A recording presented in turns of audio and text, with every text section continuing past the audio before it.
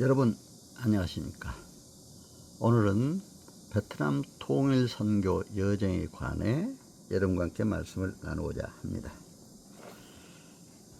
베트남 통일 베트남을 향한 선교 여정, 이제 첫 주제로 말씀을 드리겠습니다. 2004년 6월 28일부터 7월 2일까지 사이에 베트남에서 서울 강남로에 임원 수련회가 있었습니다. 저는 먼저 하나님께 감사드립니다. 제가 소망교회 시무장로로 봉사할 당시에 강남로에 임원을 했습니다. 이제 회계 파트 또 부노회장까지 지내고 나왔습니다. 분단의 아픔과 통일 그리고 자유화의 소용돌이 속에서 신앙도 없이 발버둥치고 있는 베트남의 이번 여정을 갖게 된 것은 선교와 통일을 위해 교훈적 차원에서 더 큰 하나님의 섭리가 있다고 생각을 합니다.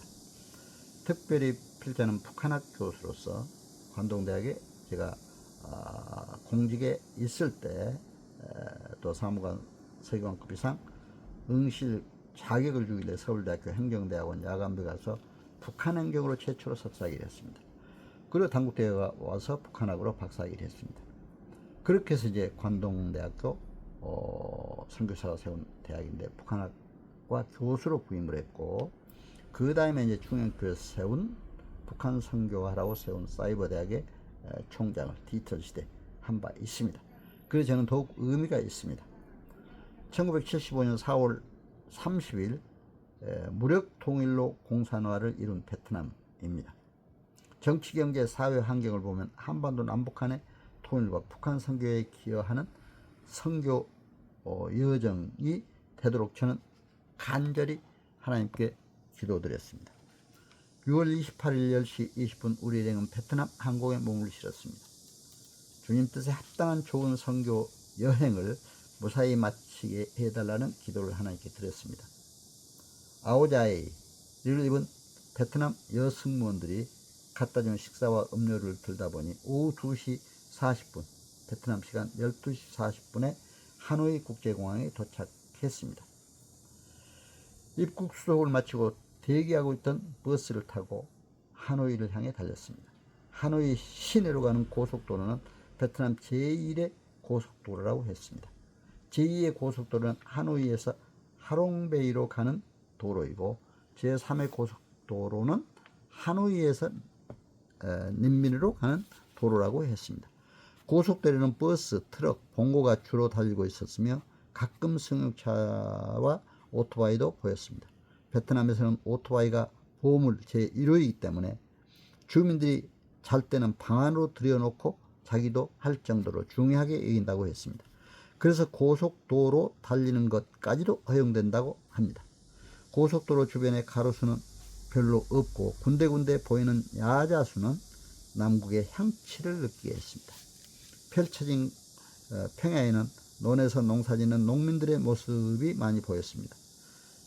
사이공 주변에서는 산모작을 하노이 주변 농촌에서는 사모작을 한다고 얘기를 했습니다.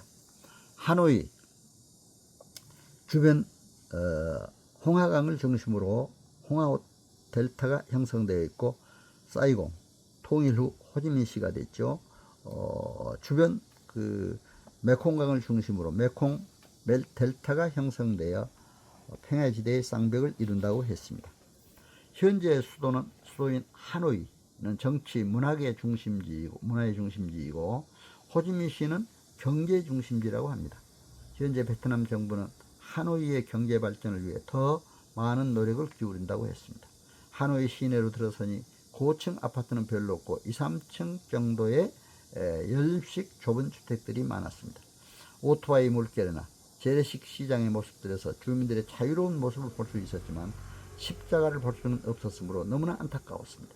종교의 자유는 있어도 선교의 자유는 없다는 베트남의 하루속히 복음의 자유를 자유롭게 전파되도록 하나님께 기도드렸습니다. 프랑스의 식민 통치, 일본의 침략, 2차 세계대전 후 프랑스와의 8년간의 전쟁, 남북 베트남은 분단 등은 한반도 남북한의 정치 환경과 유사함을 느낄 수가 있었습니다. 1946년부터 시작된 프랑스와의 전쟁은 1954년 제네바 협정으로 종료되었으나 남북 베트남의 분단은 북쪽의 공산주의 정부와 남쪽의 민주주의 정부가 수립되어 남북 이데올로기 갈등으로 치닫게 되었습니다. 분단 후에 북베트남은 남베트남을 점령하기 위해서 군사력을 증가했고 남베트남 내부에는 통일 전선을 구축할 목적으로 1960년 민족해방전선 베트콩을 결성키로 했습니다. 베트남 전쟁은 베트콩과 연합군의 전쟁으로 남베트남 지역으로 주로 이루어졌습니다. 미국은 1973년 남북 베트남 정부와 베트콩 대표자들과 함께 파리 평화협정을 체결함으로써 미군은 철수되었고 베트남 지역에서 베트콩의 활동은 법적으로 보장받게 되었습니다. 그래서 베트남군은 주로 실사선, 우리의 휴전선과 같습니다. 휴전선 이남에서 베트콩과 싸우게 되었으며 이때 한국군도 참전을 하게 되었습니다. 1974년 북베트남군이 구정날 휴전하기로 한 협정을 어기고 구정 대공세를 펴서 전면전으로 확대됐고 결국에는 1975년 4월 30일에 남베트남의 수도 사이공이 함락되어 공산화 통일을 이루게 됐습니다.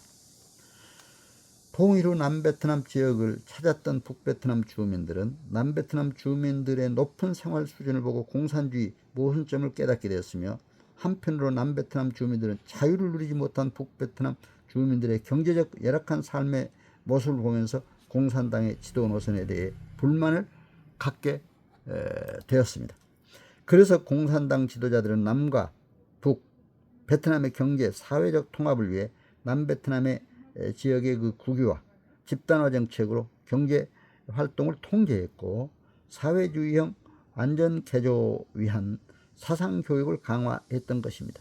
그 결과 남베트남 지역의 사회적 해체로 나타났고 결국에는 90여만 명의 이른바 보트 피플이라고 하죠. 보트 피플이 발생했습니다. 그 후 베트남 공산당 정부는 사상 교육을 완화하고 1986년에 도이모의 정책을 통한 실용주의 경제 노선으로 개혁을 시도했습니다. 즉 국영기업의 민영화, 공기업에 대한 국가 보조금 대폭 삭감, 금융개혁, 외국 자본 유치를 위한 법률 정비 등을 단행했습니다. 그리고 1992년은 헌법 개정을 통해 시장경제의 도입을 추진하기도 했습니다. 1992년에 한국과의 국교 수립이 이루어졌고 1993년에는 호지민 시의 한국 총영사관이 개설됐습니다. 현재 한국 교민들은 사이공에 1만 2천여 명, 하노이에 800여 명, 기타 지역에 200여 명 등 1만 3천여 명이 거주한다고 했습니다. 가는 곳마다 한국인들이 많은 것을 보고 한국의 위상을 다시 한번 크게 느낄 수가 있었습니다. 앞으로 한국 기독교인들을 통해 베트남 복마가 이루어졌으면 하는 마음 간절했습니다. 베트남은 그 면적이 약 33만 평방킬로미터죠. 한반도보다 약 1.5배 정도 크다고 합니다. 인구는 약 8천만 명으로 한반도 남북한 인구보다 많습니다. 그러나 경제력이나 주민들의 삶의 질에 있어서는 한국보다 훨씬 열악한 현실임을 실감했습니다. 베트남인들의 어려운 의식주 생활을 직접 보면서 너무나 안타까운 마음이 들었고 더욱이 예수 그리스도의 복음이 없이 살아가는 그들을 보면서 그들을 구원해야 하겠다는 선교의 열정까지 솟구치고 있습니다. 베트남에는 불교가 80%, 제일 많고 캐토릭이 9%, 그 외에 민족 종교가 있고 그 다음 기독교 순이라고 합니다. 기독교는 주로 남베트남 지역에 많다고 합니다. 종교의 자유는 있지만 선교의 자유가 없으므로 복음 전파가 잘 안 된다고 했습니다. 만나는 사람마다 Do you know Jesus Christ? 물어도 안다고 대답하는 사람이 없었습니다. 현재 호지민시에는 연합교회가 한 군데 있고 하노이시에는 대성당을 빌려서 예배를 드릴 정도라고 합니다. 하나님을 믿지 않는 나라는 구원이 없고 영원한 생명이 없기 때문에 진정한 기쁨과 행복도 없음을 실감했습니다. 이러한 베트남의 신앙 현상을 보면서 선교해야 할 필요성을 더욱 절감했고 개개인 접촉을 통한 페이스 투 페이스 전략 등을 효과적인 선교 방법을 강구해야 한다고 생각을 했습니다. 중국, 쿠바, 북한과 함께 정치적으로는 공산주의 명맥을 유지하고 있는 베트남이기에 레닌 광장에는 아직도 레닌 동상이 남아 있었고, 주민들의 기본적인 자유권 뿐만 아니라 신앙의 자유가 아직도 통제되고 있는 현실임을 알 수가 있었습니다. 겉으로 보기에는 주민들의 자유로운 모습을 볼 수 있었지만 내면에서의 그 통제는 아직도 심하여 신앙의 자유를 누릴 수 없는 곳이 베트남이라고 했습니다. 그래서 우리 크리스찬들에게 베트남 선교의 필요성을 더욱 크게 느끼게 했습니다. 이제 되돌려준 카레 호수, 이제 국자감에서 본 베트남을 한번 살펴보도록 하겠습니다. 되돌려준 카레 호수라는 이름의 호안 키엔 호수, 환금 호수라고도 그러더라고요. 이 호수는 베트남의 전설에 깃든 문화 호수였습니다. 전설에 의하면 명나라의 침략을 받았을 때 명군을 물리친 레타이 루앙이 호수에서 작은 배를 타고 있었는데 거대한 황금 거북이가 신이 준 성금을 회수해 갔다고 합니다. 그래서 거북이는 베트남에서 신성시하는 동물이라고 합니다. 국자감, 즉 문학사원에도 가봤는데 거북이 돌상이 있었고, 비문에는 과거의 급제한 사람들이 이름이 적혀 있었습니다. 이 국자감은 베트남 전쟁 당시에 하노이시의 80%가 파괴되었을 때도 문화재로서 유일하게 보존된 곳이라고 합니다. 공자 사당에는 유명한 서예가 강희제가 쓴 만세사표라는 글이 공자를 더욱 빛나게 했습니다. 또 과거 왕들의 기록을 남겨놓은 3층 건물에 올라가 보니 이제 아주 영어로 쓴 베트남 최초의 왕의 이름이 적혀 있었습니다. 1층에 내려와서 베트남의 민속무용을 관람하고 호텔로 돌아온 후에 우리 일행은 함께 하나님께 예배를 드렸습니다. 당시 이제 그 임원 목사님 중에 찬송가 495장을 부르고 또 이제 노회장 목사님의 요한복음 14장 27절에 근거한 함께 은혜를 나누고 주 안에서 평안히 있기를 기원한다는 말씀으로 우리 모두 은혜의 시간을 가질 수가 있어서 너무 기뻤습니다. 6월 29일 새벽 5시에 일어나서 먼저 하나님께 오늘 하루 일정도 지켜달라고 기도를 드린 다음에 베트남 여정을 글로 정리하고 호텔 식당에서 식사를 나누었습니다. 우리나라 호텔의 양식의 메뉴와 비슷해서 맛있게 들 수가 있었습니다. 특히 망고나 베트남 감 등은 그 맛이 특이하여 남국의 맛을 더 실감나게 했습니다. 아침 9시 우리 일행은 한 자리에 모여 또 예배를 드리고 당시 이제 임원으로는 그 목사님 노회장 조춘 목사님이셨고 또 분회장이 정태복 목사님 그리고 서기에 이제 최성훈 목사님이었는데 저도 이제 임원으로 그때 회계 또 분회장 같이 이렇게 참여를 한 바 있었습니다. 우리 일행은 버스를 타고 하노이 시내를 빠져나와 닌빈으로 가는 제3의 고속도로를 탔습니다. 운전기사는 시속 60km의 제한 속도를 지키느라 애를 썼습니다. 주변 집들은 정면이 4m, 길이가 16m라고 합니다. 이는 통일 이전 화교들이 90%의 베트남 경제를 장악하고 있으므로 궁궐 같은 해교들의 집을 없애고 모두 똑같은 집에서 살도록 하기 위해서였다고 합니다. 이러한 주거 생활의 불편함 뿐만 아니라 삶의 기본 생활마저 어렵다고 합니다.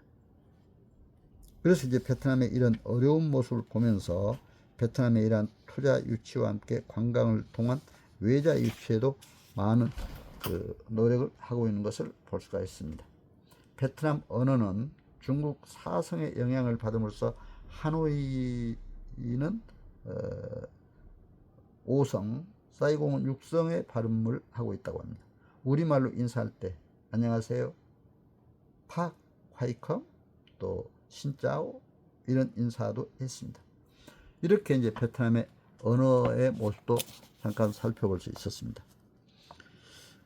베트남은 이제 지도자를 신격화한 나라라 볼 수가 있습니다. 되게 공산주의 국가들이 지도자를 신격화하고 있죠. 또 심지어는 지도자를 하나님에 비유해서 하나님이라고까지 하는 그렇게 공산주의 국가들은 하고 있는 우상신권 체제. 저는 그래서 제 책에서도 공산주의 국가들의 이런 우상신권 체제의 모습을 적나라하게 제시하고 또 비판한 바도 있습니다. 6월 30일 아침 9시 우리 일행은 당시 이제 부석이었던 목사님의 찬송 40장을 부르고 로마서 1장 20절에 근거하여 하나님의 권능과 능력으로 창조하신 세계가 또한 베트남의 주님 주신 참 평화와 행복이 넘치기를 기원하는 말씀으로 은혜를 함께 나왔습니다. 그리고 이제 호지민 광장으로 갔습니다. 1만 동의 입장료를 내고 몸수색을 마친 다음 호지민 광장에 들어가 보니 한국, 중국, 일본, 베트남 관광객들이 줄을 서 있었습니다. 수염이 기한 하얀 얼굴에 회색 인민복을 입은 채 그러니까 이제 방부 처리된 호지민의 시신을 보면서 모택동 김일성과 같이 지도자에 대한 신격화와 대단함을 느낄 수가 있었습니다. 머리를 숙여서 절하는 사람이 없는 것이라든가 굳게 닫힌 문이 없는 것은 북한과는 다른 모습이었습니다. 그러나 호지민의 신격화와 카리스마적 권위는 대단함을 느낄 수가 있었습니다. 호지민은 프랑스 식민 통치 아래에서 베트남의 독립을 위해 공산당에 가입했고 영국으로 밀항하여 접시 닦기도 했다고 합니다. 그 소련의 지원을 받아서 프랑스로부터 독립했다고 합니다. 그리고 중국의 지원을 받아 베트남 통일을 위해 노력했지만 결국에 베트남 통일을 보지 못한 채 1969년 83세 일기로 세상을 떠났다고 합니다. 호지민은 검소한 생활에 세습을 바라지 않는 마음에서 이제 결혼도 하지 않았으므로 베트남 사람들에게 더 높이 평가받고 있다고 했습니다. 호지민의 신격화는 죽은 다음에도 계속되었는데 이러한 지도자의 신격화보다 예수 그리스도의 복음을 받아들여서 하나님 나라가 베트남에 확장되기를 기원하는 마음 간절히 했습니다. 호지민 광장에는 프랑스 총독부 건물이 그대로 보존되어 있었고 지금은 천득팜 대통령의 집무실로 활용한다고 합니다. 천득팜 대통령은 현재 주석을 겸하고 있으며 가장 서열이 위인 당서기장은 좀처럼 보기 힘들다고 합니다. 호지민 광장을 나와서 우리 일행은 하롱베이로 향했습니다. 하노이에서 동쪽 해안에 위치한 하롱베이는 들어서자마자 바다 위에 원두막 같은 집들이 있는데 이는 진주 양식장이라고 합니다. 저는 아내인 우리 홍건사와 함께 사이공 호텔에 들어가서 1219회의 짐을 풀고 하나님이 창조하신 푸르른 바다와 3,000여 개 섬들의 아름다운 모습을 보면서 하나님을 찬양하며 감사 기도를 드렸습니다. 해가 지기도 전에 동편에선 벌써 달이 다투어 뜨고 있었습니다. 하롱베이의 밤은 우리 일행을 그리스도의 사랑으로 하나 되게 한 아름다운 밤이었습니다. 우리 일행은 밤 9시 함께 모여서 서기 최성훈 목사님의 인도로 찬양 470장을 부르고 저는 당시 이제 제가 기도한 후에 그때 당시에 저는 이제 회계로 봉사했습니다. 기도한 후에 부원의장 정태복 목사님이 시편 133편 1절에서 3절까지 봉독하고 형제가 연합하여 동거함이 어찌 그리 선하고 아름다운가라는 주제로 말씀을 전했습니다. 그리고 하롱베이의 바다와 섬들을 보면서 지은 섬들이 춤을 추는 하롱베이 등의 시를 여는 세 편을 써서 낭송을 했습니다. 7월 1일 아침 9시 30분 하롱베이 섬들을 순회하는 유람선에 올라서 선상에서 예배를 드렸습니다. 회독석이 김상훈 목사님의 인도로 찬송 78장을 부르고 시편 50편 23절에 근거하여 감사로 제사를 드리는 자가 하나님을 영화롭게 한다는 말씀으로 함께 은혜를 받았습니다. 가도 끝이 없는 섬들에서 하나님의 오묘한 창조 섭리를 다시 한번 실감했습니다. 하늘의 궁전을 의미하는 천둥동굴에 들어갈 때는 그 많은 아름다운 석순들에 놀라지 않을 수가 없었습니다. 선녀와 나무꾼, 견우와 직녀, 코끼리 등 각양각색인 돌 모습을 보며 하나님의 오묘한 창조 역사에 감탄이 나오기도 했습니다. 이 동굴을 나온 다음 38도의 찌는 더위 속에서 부에게 박준영 장모님의 기도 후 바닥에 요리를 곁들인 점심을 먹었습니다. 그리고 다른 섬들을 돌아보며 하룡베이를 뒤로 하고 다시 하노이로 가는 제2고속도로를 탔습니다. 저녁에는 한국 임시점에서 한식으로 이제 해결하고 난 후에 하노이 국제공항으로 왔습니다. 출국 수속을 마치고 노회장 조준익 목사님의 인사 말씀과 함께 부노회장 정태봉 목사님의 기도로 모든 공식 일정을 마쳤습니다. 이번 7월 12일 12시 30분 베트남 항공 VN936호에 몸을 실은 우리 일행은 베트남 선교 여정을 무사히 마치게 하나님께 감사드렸습니다. 이번에 베트남 동일 선교 여정은 저에게는 상당히 의미가 있었습니다. 왜냐하면 우리나라도 아직도 세계 유일한 분단국으로 남아 있습니다. 베트남도 이렇게 남북 베트남으로 갈라져 있다가 거기는 어떻게 정말 공산화 통일이 됐어요. 그러나 현재는 베트남이 아주 민주주의 국가로 또 경제도 많이 발전하고 있는 것을 볼 수가 있습니다. 이런 베트남 통일을 보면서 저는 또 유럽에 가서 동서독의 통일을 보면서 세계 이제 당시의 분단국이 동서독, 베트남, 또 우리 한국, 남북 예멘 이런 나라들이 있었는데 다 통일이 됐습니다. 아직도 우리 한반도, 남북한만이 통일이 안 되고 이렇게 긴장과 갈등 속에 있습니다. 우리가 모두 함께 기도해야 되리라 믿습니다. 남북한이 빨리 통일돼야 함께 사는 길입니다. 자유민주주의 국가로 통일됐을 때 더욱더 큰 발전을 이룰 수가 있습니다. 지금 남북을 비교해도 알 수가 있습니다.